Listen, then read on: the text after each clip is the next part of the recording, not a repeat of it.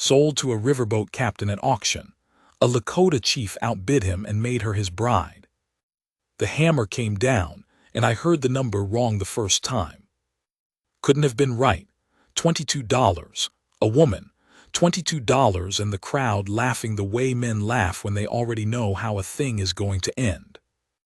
I was standing at the back of the lot near the livery wall, dust on my coat, dust in my throat, and I had not come to this river town for an auction.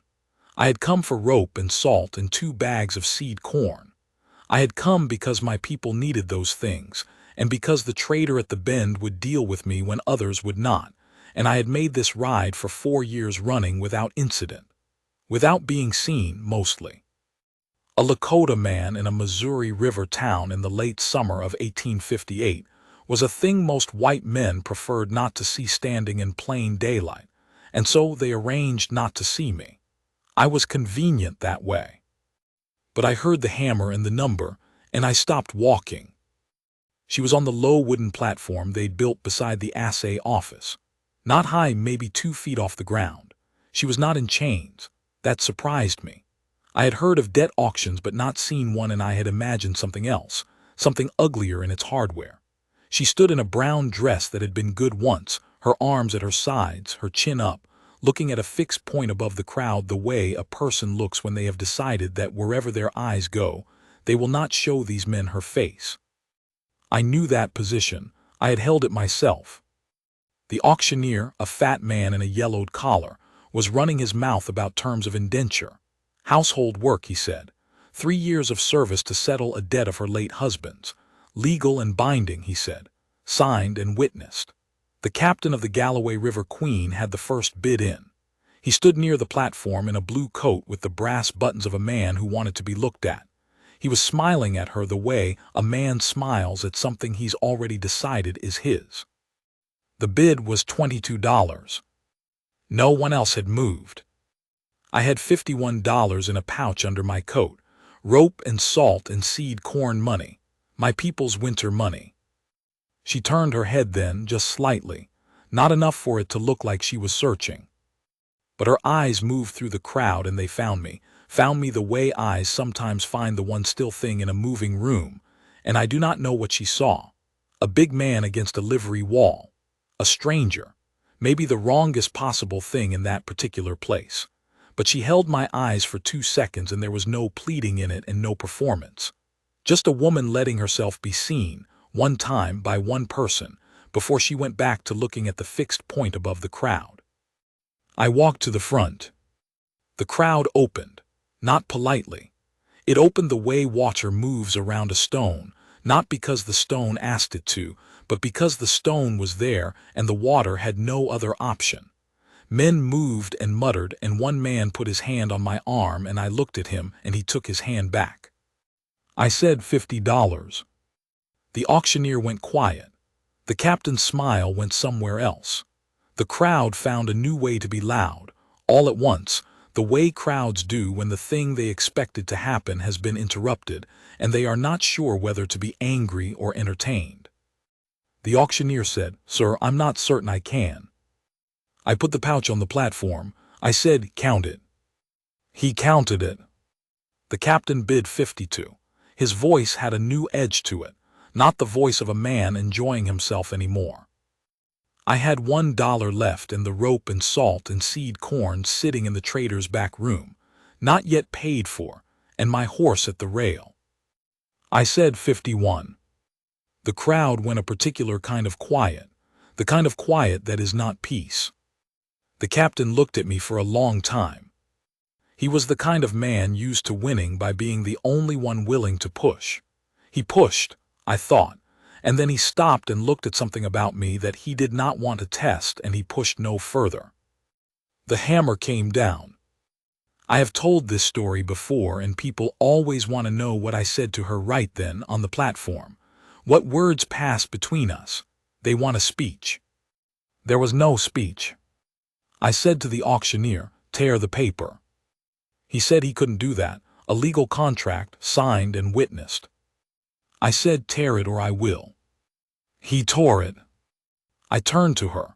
I said, "I can take you to Fort Laramie, or east 2 days' ride to a settlement where there is a Presbyterian mission, or you can come to my camp and we will talk about what happens next. She said, "What's your name?" I told her. She was quiet for a moment. The crowd was watching. The captain had not left. Several men had not left. She said, "Do your people have enough to eat?" I said, "Less than we need. It was a dry summer." She said, "Then you shouldn't have done that." I said, "No, probably not." She looked at me for a long time then, not at my eyes but at my face, the whole of it, the way a person reads a thing they haven't seen the writing of before. She said, "I know some medicine, roots and poultice, and how to set a bone that's not too far gone.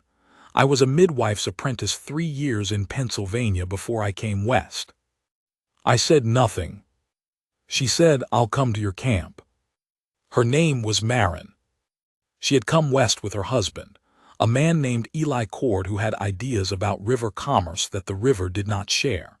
He died in June owing money to 3 different men, and one of them had a piece of paper that gave him the right to do what had just been done. She told me this on the first day riding north, not as complaint, not as information sharing in any nervous way, but the way a person tells you the facts of a thing so you are both operating from the same ground. I appreciated that. She rode well, better than I expected, and then I thought, why did I expect anything? She handled the mare she'd borrowed from the livery.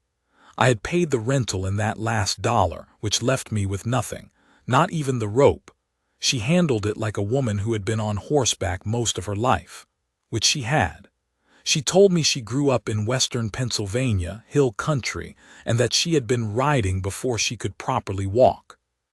We rode mostly in silence. I was not uncomfortable with silence, and she did not seem to be either. Twice she asked me about the land, what the grass was, what a particular bird was, and I told her, and she nodded and did not ask follow-up questions the way some people do when they are only asking to fill the air. We made camp that first night on a creek. I had dried meat and she had nothing, and she ate the dried meat without comment. She looked at the fire for a while and then she looked at me and she said, "Were you afraid back there?" I said, "Of what?" She said, "Of all those men."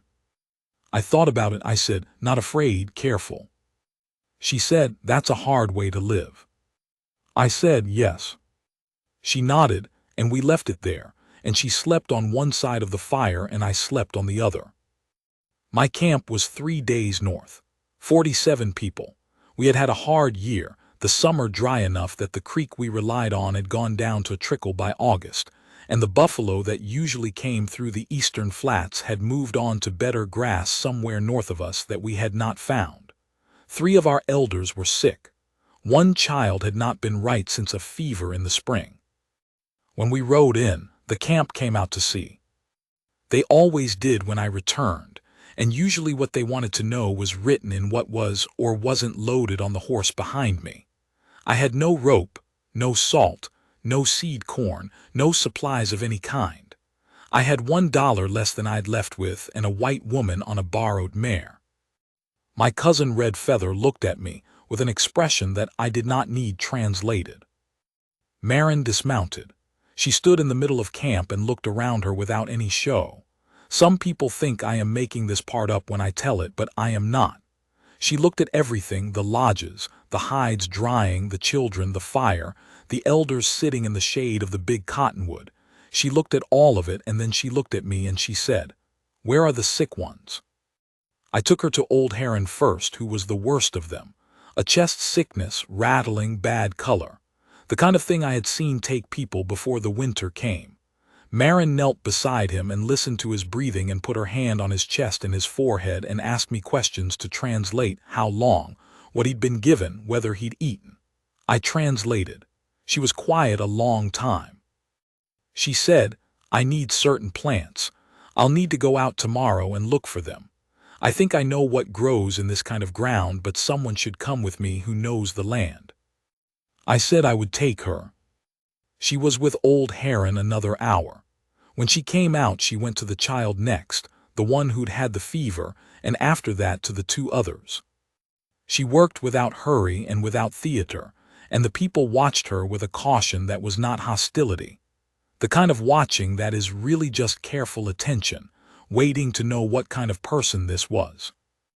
That night Red Feather came to sit with me after the camp was quiet. He said nothing for a while. Then he said, "You spent the winter money on her." I said yes. He said, "She's going to stay." I said I didn't know, she hadn't said. He was quiet for another while. Then, the riverboat captain, the one at the auction, he had friends there. I said I knew. He said they'll come. I said I knew. He said, "You knew that before you put the money down." I said yes. He looked at the fire and then at me. He said slowly, in a voice that was not quite approval but was its closest relative, "You haven't done something that's stupid in a while." She found the plants she needed. All of them, or close enough. She had a working knowledge of what grew in this kind of land, and she adapted where she had to, asking questions of an elder woman named Carries the Drum, who knew more about roots and bark than Marin gave herself credit for. The two of them spent 2 days together, not speaking much common language, but communicating in the way women do sometimes when they are both working on the same problem, with hands and eyes and small sounds. Old Heron's breathing changed on the 4th day, easier. The color came back a little. He ate something. The child began to look at things again, which was the real sign.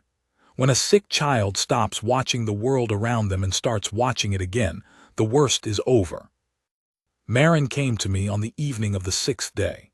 She had been working since dawn, and she was tired in the way of a person who has been doing real work, honest tired, and she sat down across the fire from me and was quiet a while. She said, "I want to ask you something." I waited. She said, "Why did you do it? Spend that money? You didn't know me. You didn't know what I was. For all you knew, I was awful." I thought about how to answer that. I said, "I know what it looks like when a person is deciding whether to be broken by something or not." She looked at me. I said, "You decided not to be. I could see it. The way you held yourself on that platform." She was quiet a long time. Then she said, "No one has ever said anything like that to me." I said nothing. She said, "I've been thinking about what you said when you got me off that platform. The mission, or Fort Laramie, or here." I waited. She said, "I don't want to go to the mission. I've met those men, and I know what kind of help they give. Fort Laramie is just another town, and I've had enough of towns for a while." I said, "Then you'll stay." She said, "If you'll have me." I said, "This isn't a camp that needs a servant. If you stay as yourself, for your own reasons." She looked at me. She said, "I know that, that's why I'm asking." I should say something about what the people made of her, because that is part of it.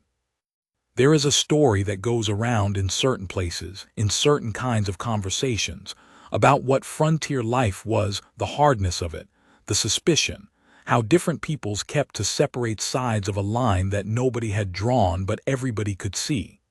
Some of that is true. I will not say otherwise.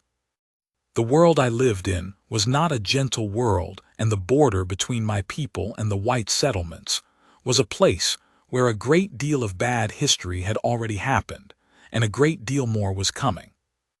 But inside a camp, inside the daily work of 47 people trying to get through a dry year together, the line is different.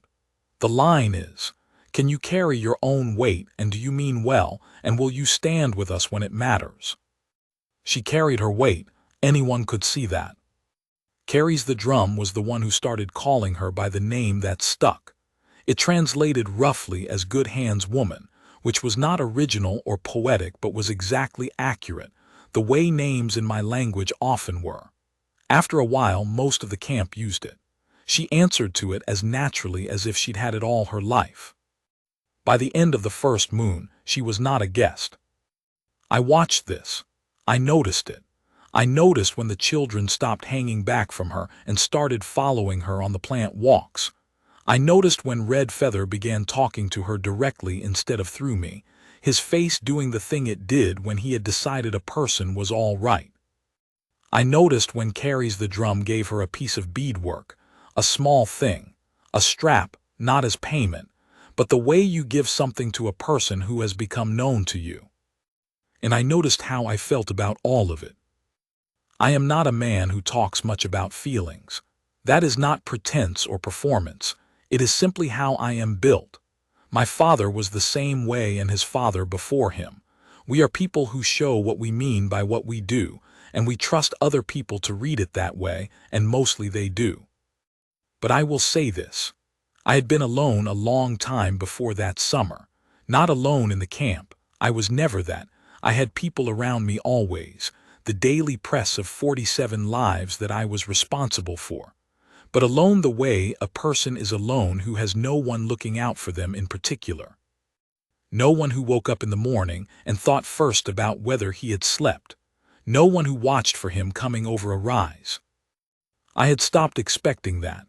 I had stopped. In some part of myself I did not examine too closely, expecting much of anything in that direction. I had my work, my people, my purpose. I told myself that was enough, and on most days I believed it. She started looking out for me. Quietly, without announcement. She noticed when I had not eaten and put food near me without comment. She learned my moods faster than anyone ever had, which surprised me, and knew when I needed to be left alone, and when I needed company without my having to say either. She asked me questions about my life that no one had ever asked. Not from politeness, but from what I could only call genuine interest, the way you are interested in a person whose interior you want to understand. And she listened to the answers with the kind of attention that makes a person want to keep talking. I was not accustomed to being listened to. I do not know when the thing between us shifted. There was no single moment I could point to. There was an evening in the third week when we sat outside my lodge watching a weather front come in from the northwest, great purple stacks of cloud the way they come on the plains, and she put her hand on the back of mine where it lay on the ground between us. Did not say anything, just put her hand there. And I turned my hand over and held hers, and we sat that way while the first drops came down, and neither of us said a word, and it was enough. They came in the second month. 3 of them. The captain and 2 men he'd brought, a lawyer type, and a man with the look of someone hired for something other than legal work. I heard them before I saw them. The camp has a particular quality of sound and a particular quality of quiet, and the quiet that came over it when those 3 horses appeared on the south ridge was a different kind than the usual evening quiet. I was mending a halter outside my lodge, and I set it down and stood up and watched them come. Marin came out of the lodge behind me. She had been inside with Carries the Drum and one of the younger women, working on winter preparation. She came to stand beside me and looked at the 3 men coming down the slope. She said very quietly, "They want me back." I said, "Yes." She said, "They don't have the right." I said, "They think they do." She was quiet for a moment, then she said, "What are you going to do?" I said, "Stand here." She said, "I'll stand here too." The captain pulled up about 20 feet away. He was better dressed than he'd been at the auction, which I took to mean he wanted to look like a man with the weight of the law behind him. The lawyer had a leather case across his saddle horn. The 3rd man had his hand near his coat. The captain said, "I've come for the woman." I said nothing. He said, "I have a legal document that gives me the right of indenture. The debt is owed, the court signed off on it, and what happened at that auction was an interference in a legal proceeding." I said, "She is not an indentured servant, she is my wife." This was the first time I had said that out loud. It was also, I recognized in the same moment I said it, the truth. The captain's face did something complicated. He said, "That's not." I said, "Recognized under my people's law. The debt she was sold to satisfy was her dead husband's debt, not hers, and your paper gives you a right that the law only half created in the first place. Take your paper to a federal judge and see how long it stands." The lawyer said something to the captain in a low voice. Marin stepped forward. One step just off my shoulder so the captain could see her clearly. She said, "I'm not going with you. If you take me from here, you will have to take me by force in front of these people, and when we reach the nearest town, I will tell everyone what you did at that auction and why. I know what you wanted me for." Everyone in that crowd knew. The captain's face went through several more things. She said, "I suggest you go." I did not look at her while she said it. I kept my eyes on the captain and the man with his hand near his coat. But I felt it, the steadiness of her beside me, the way she said those words not with anger but with a kind of cold authority that was more formidable than anger. Like a person who has been afraid a long time and has decided they are done with it. The lawyer said something else. The captain looked at me for a long time. I said, "You have been on my land for 5 minutes. Your welcome ran out at 4. He turned his horse. He looked at Marin one more time and she looked back and did not blink and did not move, and he turned his horse, and the 3 of them went back up the south ridge and over it. Red Feather appeared at my left shoulder. He had been there for the last part, silent, with 4 other men fanned out behind him. He said, "Good." I said, "Yes."